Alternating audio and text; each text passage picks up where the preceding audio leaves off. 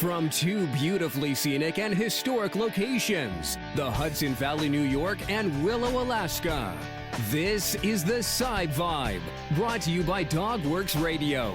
Your hosts are author, journalist, and photographer, the FiveSibes mom, Dorothy Wills Raftery, and Dogworks Radio executive producer, canine behaviorist, trainer, and lead musher of Team Maneke, Robert Forto. The Sibe Vibe is all about the magnificent breed of the Siberian Husky.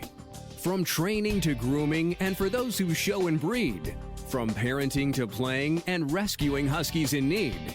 Whether mushing over snow-covered trails or lounging on tropical shores. Even for Hollywood Sibes on the big silver screen, and so very much more. If it's about a Siberian Husky, we'll chat about it here.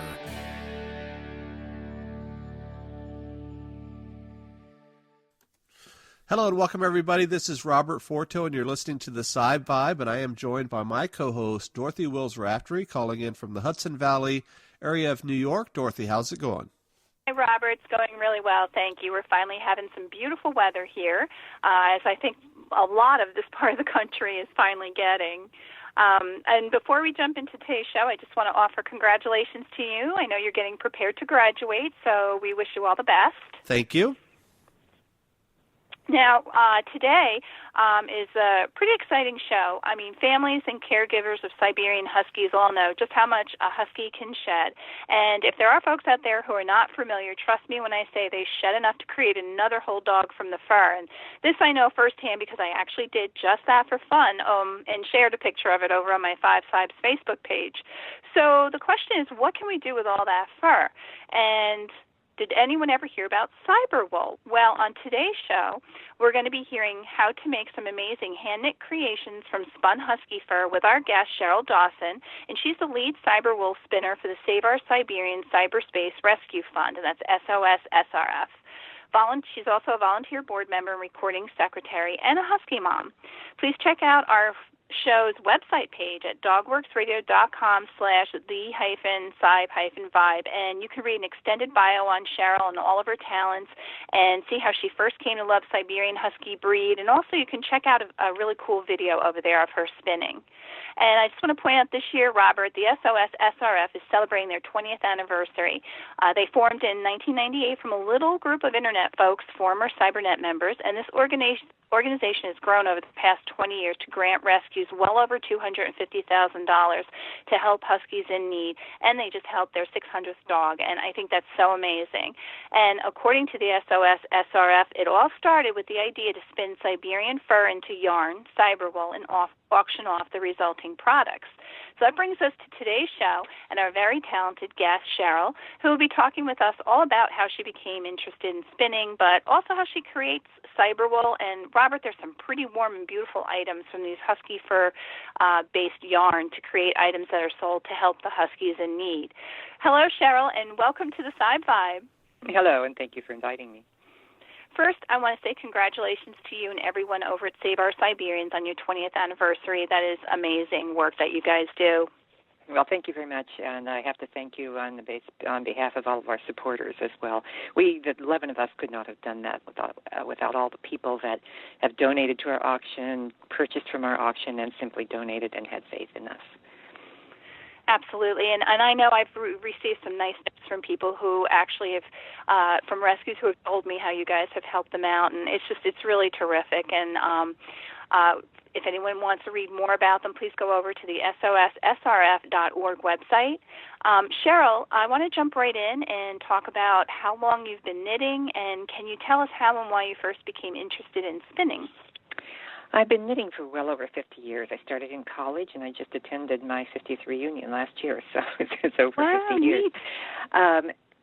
As for spinning, I think the seeds were planted when I was in grad school at the University of Washington in Seattle, and I read an article in the paper about a family who had saved their Samoyed's fur for many years, and probably not many years, given how these guys shed, and made sweaters from them. And then going to craft fairs and historical villages like Dearborn Village and Sturbridge Village and so forth, I would see spinners, and I just continued to be fascinated by it. But I thought it was going to have to wait for another life until I joined this board. Well, I've always found the idea of Siberwool so fascinating. And, what actually gave you the idea to turn the copious amounts of fur from a Siberian Husky sheds into what is known as Siberwool? Well, it wasn't my idea originally. It was the absolutely brilliant idea of Janet Whitesell, who was on Sibernet before I joined. And when one of the frequent threads about the awesome amounts that these dogs shed came up, she also, I should mention, recently on Sibernet, there had been some fundraising required for some rescue projects. She said, well, I'm a spinner. Why don't I spin some of this stuff into yarn and we'll make some stuff and see if we can sell it to help rescue. And then Pat Tetrolt mentioned that on Sibernet after I had joined, and I contacted Pat and asked her if I could help. And we started discussing it because it really hadn't quite got off the ground. It was just a gleam in Pat and Janet's eyes. And we started contacting people who had helped with another big fundraising rescue project that I had been involved with, and we formed this board of 11 people. One of them was a lawyer, and she got us started incorporating and getting our 501c3 status immediately, and it all took off from there. That's amazing. Now, do you create the Siberwool from collected fur from your own Huskies and or other Huskies as well? Both. Right now I'm mostly spinning fur from my own Huskies, most of which I donate to the fund. But I do have a backlog of fur from other people's Huskies as well. We also have a board member who accepts donations of fur from other people and warehouses that until we find someone to spin it. Now, I do want to just take a moment to personally emphasize that we are talking about the fur that Huskies shed when they blow their coats, not from shaving. I want to take the opportunity to say, please never shave a Husky unless it is for a medical reason. You can visit my FiveSibes website to see the reasons why this is not a practice that should be done for so many reasons that are detrimental to your Siberian Husky. Let me add, if I may. Okay, please do. That the shaved fur or even clipped fur is not as desirable for spinning because one end of the fur will be very blunt and it makes for a pricklier yarn. It's much better to collect the fur as it comes off the dog, and heaven knows that's easy enough at certain times of year. It is, and I think as Siberian Husky lovers and families, it's always fun when someone asks, do they really shed a lot? And I think we all have to laugh before we actually answer that question. Are you kidding me? Right, exactly. And then it's fun. Now, if interested folks visit the SOS-SRF website, there is a frequently asked questions section to help with preparing Husky fur for donation and answering many other questions about the process and the items created. Cheryl, can you tell us briefly about some of the points, and can folks donate their collected Husky fur? I know you said that you have collected fur that has been groomed off to the SOS-SRF, and what are the specifics for how it should be collected and mailed? Well, as I mentioned, one of our board members loves to collect the fur and warehouse it, and her address is on our website. So if you visit our website, you will get information about where to send it. As for how to be collected and mailed, first of all, you don't need to bathe the dog unless the dog is extraordinarily filthy, and we do know how they dig, or unless the dog's extraordinarily stinky. Now, if your dog is really extraordinarily stinky, smelling like a dog, it probably has a health problem if it's a Husky. So probably should consult your vet about that. But if neither of those is the case, then you just groom it and collect the fur. You should collect it lightly in paper bags or cloth bags, never in plastic. If it wasn't stinky when it went into the plastic, it will be stinky when it comes out, even though Siberians are not very stinky. So it should be collected in paper or cloth, just because there might be a little moisture in it. If you do bathe the dog, make darn sure that it is really dry before you pack it up. Let's see, well, I've got some other notes here. Don't collect the feathers from the backs of the back legs or the tail. That's way too coarse. The fur from the lower parts of the legs is way too short to spin. So the best fur, best undercoat to spin comes from the sides and especially from the back around the ruff. And you just take it off of your slicker brush or your comb and put the fluff into the paper bags. The fewer guard hairs, the less prickly the yarn will be also. So when you put it in the paper bags, you fill the paper bag. You can pat it down a little bit, just don't compact it. Generally, you'll be able to get about 4 to 6 ounces into a paper bag. What I do is to write the weight of the paper bag on the bag before I start filling it, and then after I've filled it, I weigh it again, and then I know how much husky fur I have in it.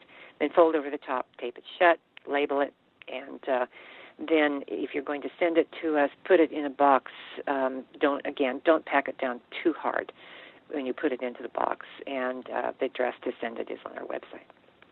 It's wonderful timing for this, too, because as we're going into this season, we're going into like a prime shedding season, so yes. all of this is really great for a lot of folks. I know some folks will pack it into feeders to put it out for birds, for bird nests and things, but this is a fantastic way to help other huskies and, a really perfect time of year for this. So anyone who's listening, we know huskies are going to start blowing their coats. Perfect time for it, perfect place to send it. Now, Cheryl, what types of items do you knit from the Siberwool? Mostly smaller items like hats, mittens, half mitts that go up the arm, maybe some cowls. If we knit too large items, it takes so much for that or so much yarn that we would not get as much from auctioning off that item as we would from dividing it into 2 or 3 smaller items, largely because for the labor that goes into it, it's volunteer labor, but nevertheless, the labor that goes into it, people just couldn't afford the larger items. And if we do it into smaller parcels, more people can have a chance at getting those. Go ahead. No, I was just going to say a crazy question. As we all know how warm the Siberian Husky double coat keeps them in the cold temperatures, just how cozy and warm are the wearable items that you create? Very warm, and that's another reason for doing smaller items. I know people that have had vests or sweaters made out of their husky fur, and in fact, I have made a couple of people vests on commission and given the money to the fund, and they have told me that they absolutely cannot wear these indoors. They can only wear them outdoors. So that's another reason for doing the smaller items, because it's so warm that it needs to be an outdoor thing.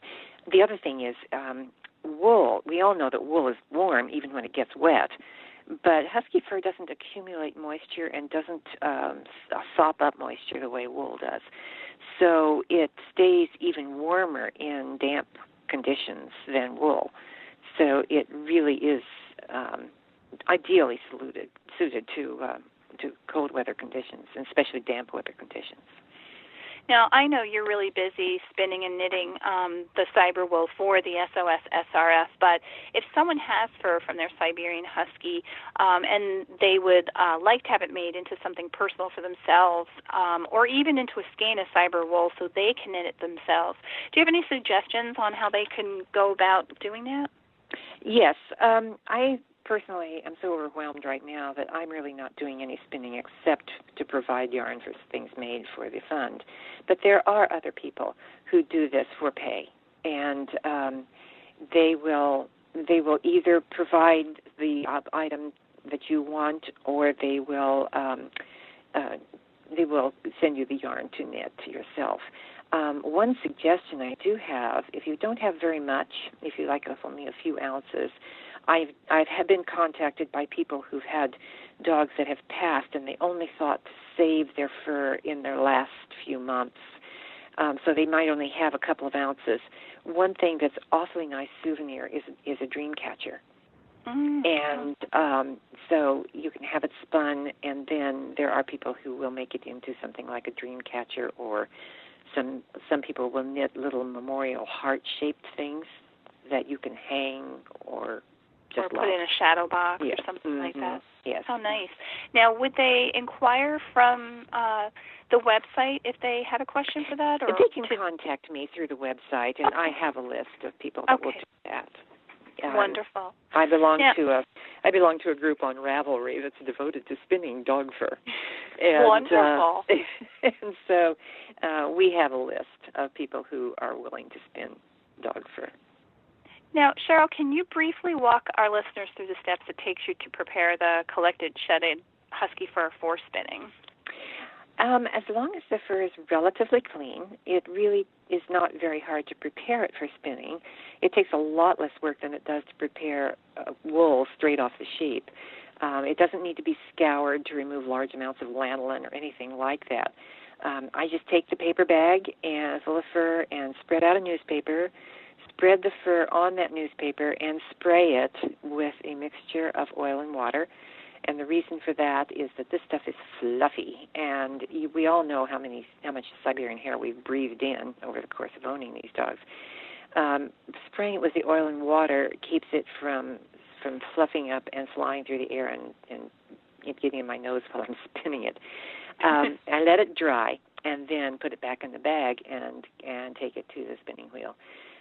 So that's preparing it for the spinning process. But the other thing I need to do, some people don't do this, but I find this makes a smoother yarn, is a process called carding. And I have these large rectangles of wood with a handle, 2 of them. And on the wood there is a cloth that has teeth on it. They're very much like a slicker brush, except that they're shorter and sturdier. And I use those to fluff up the wool and prepare it for spinning.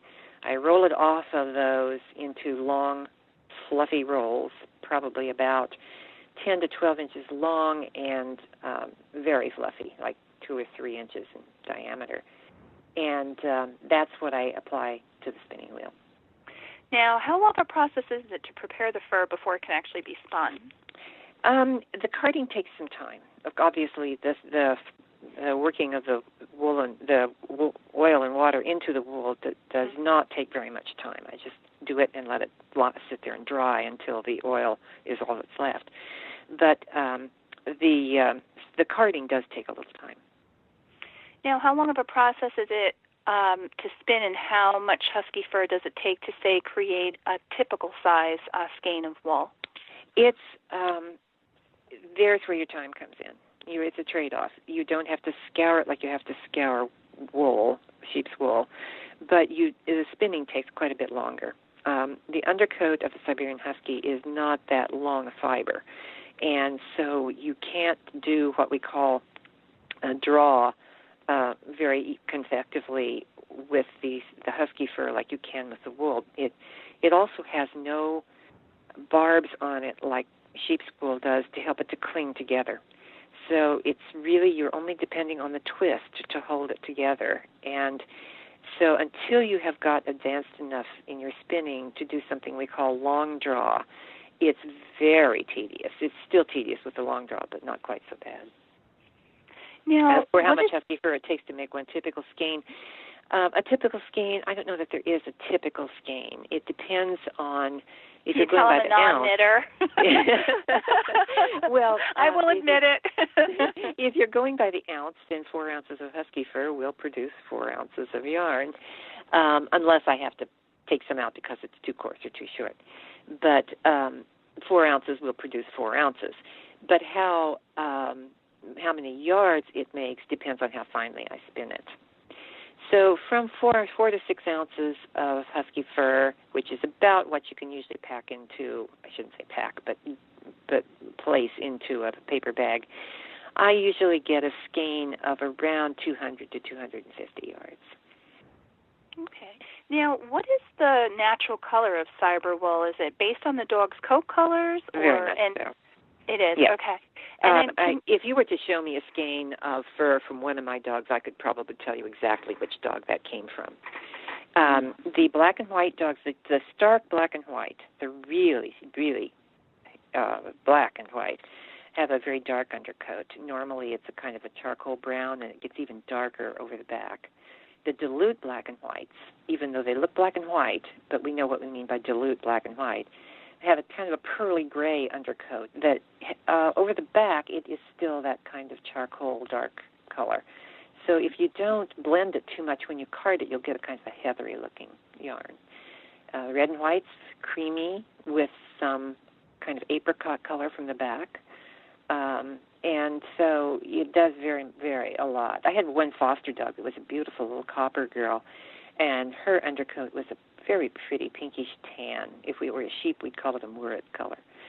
So it does. It varies completely with the beautiful. color of the dog.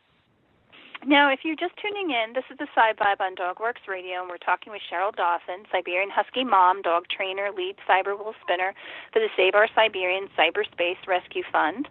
And you can read Cheryl's extended bio, watch a great video titled Shed to Threads of her spinning Siberwool, and read all about the rescue success stories and get news on their auctions to help Huskies in need over at their website at SOS-SRF.org. Links to all pertaining sites discussed in the show will be listed on our show's website, and again, that's at dogworksradio.com/the-Sibe-Vibe, and also over on my blog, and you can check that out with links all over on my website at FiveSibes.com.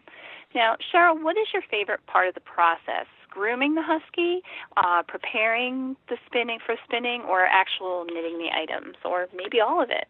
All of the above, except I don't enjoy the preparing as much. The carding is kind of tedious. I enjoy the spinning, but the carding takes as long as the spinning. I love to knit, and I actually enjoy grooming my Huskies. The ones we have now, are retired show dogs. They seem to enjoy the grooming as much as I do. So I do enjoy the whole process. Now, how are these items used to help the Huskies in need through the SOS-SRF? We take the yarn, and I don't knit all of it up myself. I send it to other people on the board that also knit. And we make things, as I mentioned, scarves, hats, mittens. I've made some boot toppers, which are really cozy. And we put them on a twice-yearly auction. One will be coming up in the middle of May. And another one happens early November, which makes a good source for Christmas gifts for people. Mm-hmm. And then we also all have a fundraising booth at the Siberian Husky Club of America's National Specialty Show, and we usually have some Siberian Husky wool items on our silent auction at that rescue booth. Now, how do people find out about the auction? Can they participate in the auction? Is this something that's on your website, on your Facebook page? What is the best way that links are in both places, but you do have to register in order to bid, so that we have your email and contact information. Let me mention that you will receive probably fewer than 10 emails per year if you do this. So we're not going to spam you, and we do not share this list at all, period. So you're not going to get spammed by anyone else by being on our list. It's a very private list. I can totally attest to that, because I am registered for that, and it's great. You certainly do not get overwhelmed with emails. Actually, very contrary to that. So we do offer a newsletter these days, and you can opt out of that newsletter when you register. You will opt in if you register, but you can opt out. As for payment, we do PayPal or checks. We don't take charge cards for that unless you do it through PayPal. Now, I know we talked before, and we know that Siberian Huskies are virtually odor-free, as you said, unless there could be, maybe something medically wrong and they should have it checked. But I know folks will still ask a question if the finished items have any kind of a doggy odor, because it's something that they'll be wearing. So I know that's a popular question, and I just thought maybe you could address that. It is a question I get largely from people who don't own Siberian Huskies. No, there is really no more odor. I mean, we all know that a Siberian Husky, when it gets wet, just smells like a wet sweater. Mm-hmm. And the usual question I get is, well, if they get wet, how smelly are they? And my answer is usually, first of all, the facetious, have you ever smelled a wet sheep? But I have, so. So I usually tell them it's not any smellier than the dog is itself when it gets wet, and Siberian Huskies smell like a wet sweater. The other thing is that it is also, in some ways, less allergenic, unless you're allergic to dogs. It's less allergenic than wool. So people who cannot wear wool often find that they can wear Siberian Husky fur items. Now, and I also get the question, if I'm allergic to dogs, can I wear it? Most of the allergies to dogs comes from their saliva or their dander. And first of all, Siberian Huskies are really not very bad about that. But secondly, this the yarn is washed in extremely hot water and rinsed back and forth between hot and cold several times in order to really get it to cling together and not shed as much as the Huskies do. So there really isn't much saliva or dander left in the yarn by the time you wash it that way. You know, that actually leads to a good point.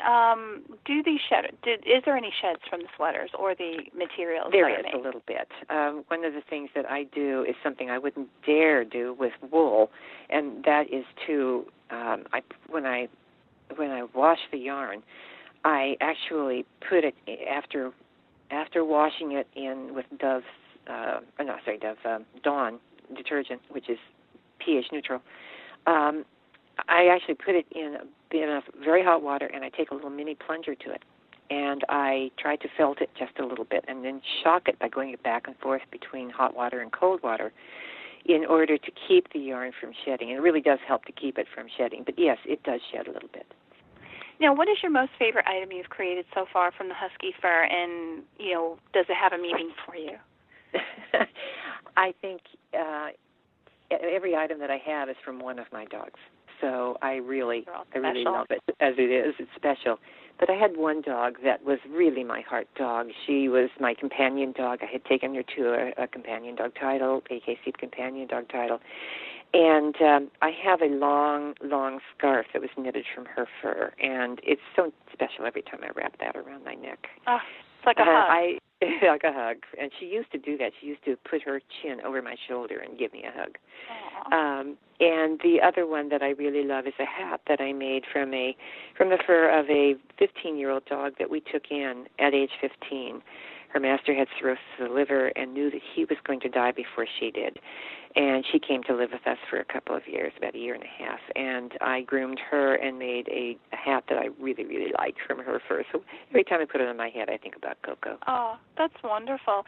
Now, before I wrap up the show, Robert, I just wanted to see I know you have like 50 Huskies up there, so if you want to know ever what to do with your fur, but I just wanted to see if you had anything else to add before I close out. Robert, there is someone in Alaska who does this. I don't have her name right here, but I could get it for you if you want to do that. And I think she also donates to rescue groups in Alaska. So. You know, I've seen her work. She does some really cool trapper-type hats that the mushers wear. I think those are absolutely beautiful. But my question is, do you ever dye the wool? And if you do, what type of products do you use for that?